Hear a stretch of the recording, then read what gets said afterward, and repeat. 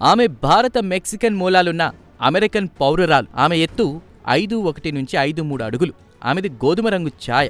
ఆమె వీపు, కాళ్ళు, చేతులపై పచ్చబొట్లున్నాయి. ఆమె ఎక్కడైనా కనిపిస్తే ఆచూకీ తెలిపిన వారికి అమెరికా FBI ఏకంగా 2 కోట్ల రూపాయల నజరాన ప్రకటించింది. అంతేకాదు 40 ఏళ్ల ఆ మహిళను FBI తమ టాప్ 10 మోస్ట్ వాంటెడ్ లిస్టులో చేర్చింది. దీంతో పాటు ఈ కేసును ప్రపంచవ్యాప్తంగా ప్రజల దృష్టికి తీసుకువెళుతున్న FBI ఆమెను ఖచ్చితంగా అరెస్ట్ చేసి తీరుతామని ధీమా వ్యక్తం చేస్తోంది. ఇంతకీ ఆమె చేసిన నేరం ఏంటి? టాప్ 10 మోస్ట్ వాంటెడ్ లిస్టులో ఆమె ఎక్కడానికి గల కారణాలేంటి తెలుసుకుంటే మీరు షాక్ అవ్వాల్సిందే. Let's watch.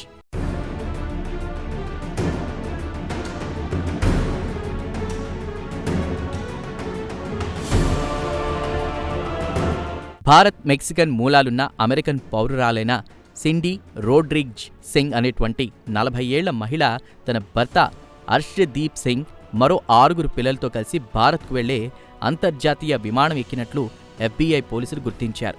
దీంతో ఆమె ఆచూకీ కోసం FBI ప్రపంచవ్యాప్తంగా గాలిస్తుంది. అంతేకాదు ఆ ఫోటోను విడుదల చేస్తూ ఆమె జాడ చెప్పిన వారికి బహుమతిగా $25,000 నుంచి ఏకంగా $2,50,000 వరకు, అంటే మన ఇండియన్ కరెన్సీలో దాదాపుగా 2 కోట్ల రూపాయల పైనే అనమాట.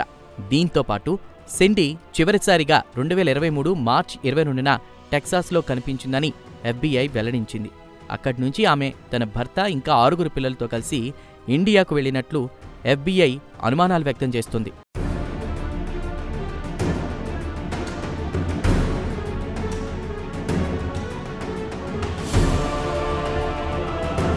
అసలు విషయానికొస్తే సిడ్నీ చేసిన నేరం ఏంటంటే, సిడ్నీకి 6 ఏళ్ల నోయెల్ ఆల్వారెజ్ అనేటువంటి కుమారుడు ఉండేవాడు. నోయెల్ తీవ్రమైన ఊపిరితిత్తుల వ్యాధితో బాధపడేవాడు. అతనికి నిరంతరం ఆక్సిజన్ చికిత్స కూడా అవసరం ఉండేది. కానీ సిండీ మాత్రం తన కొడుకులో దెయ్యం ఉందని, అతను చెడ్డవాడని నమ్మేది. ఇదే విషయం ఆమె కుటుంబ సభ్యులు, బంధువుల ద్వారా తెలిపింది. దీంతో ఆమె తనకు పుట్టిన కవల పిల్లలను నోయెల్ ఏదైనా హాని చేస్తాడని ఎప్పుడూ భయపడుతూ ఉండేది.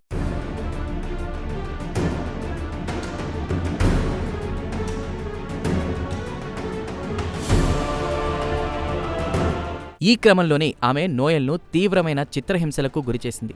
డైపర్లు మార్చడం ఇష్టం లేక ఆమె నోయెల్కు తిండి, నీళ్లు కూడా పెట్టకుండా మార్చేదని ఆరోపణలున్నాయి. ఈ క్రమంలోనే ఒకసారి బాలుడు దాహంతో నీళ్లు తాగేందుకు ప్రయత్నించగా తాళం చెవులతో ముఖంపై కిరాతకంగా కొట్టినట్లు పోలీసుల విచారణలో తెలిసింది. 2022 అక్టోబర్లో ఆమె కవలలకు జన్మనిచ్చినప్పటి నుంచి నోయెల్ కనిపించకుండా పోయాడు. 2023 మార్చి 20న టెక్సాస్ కుటుంబ సంరక్షణ సేవల విభాగం అభ్యర్థనతో పోలీసులు నోయెల్ కోసం సంక్షేమ తనిఖీ నిర్వహించారు.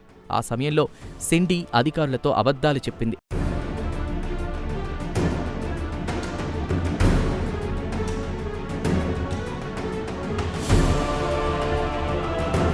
తన కొడుకు మెక్సికోలో ఉన్న తండ్రి దగ్గర క్షేమంగా ఉన్నాడని చెప్పి తప్పుదో పట్టించింది.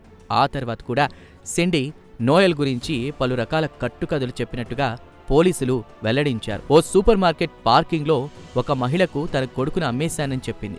అయితే దీనికి సంబంధించి ఎలాంటి ఆధారాలు పోలీసులకు దొరకలేదు. కేసులో భాగంగా వీరు భారత్కు విమానం ఎక్కడానికి ఒకరోజు ముందు సిండీ భర్త హర్షదీప్ ఇంట్లోని కార్పెట్ను బయట డస్ట్బిన్లో పడేసినట్లు పోలీసులు గుర్తించారు. జాగిలాలతో తనిఖీ చేయగా ఆ కార్పెట్ వద్ద మానవ అవశేషాల ఆనవాళ్లు గుర్తించారు. దీంతో వారిపై అనుమానం మరింత బలపడింది. ఇక నవంబర్ 2న విచారణ నుంచి తప్పించుకోవడానికి దేశం విడిచి పారిపోయినందుకు గాను ఫెడరల్ అరెస్ట్ వారెంట్ జారీ అయింది. ఇలా తన కన్న కొడుకు హత్య కేసులో ఓ తల్లి ప్రపంచవ్యాప్త మోస్ట్ వాంటెడ్లలో ఒకరైంది. ఒకవేళ వివరాలు తెలిస్తే 1800 కాల్ FBI నెంబర్కు కాల్ చేయాలని FBI వెల్లడించింది.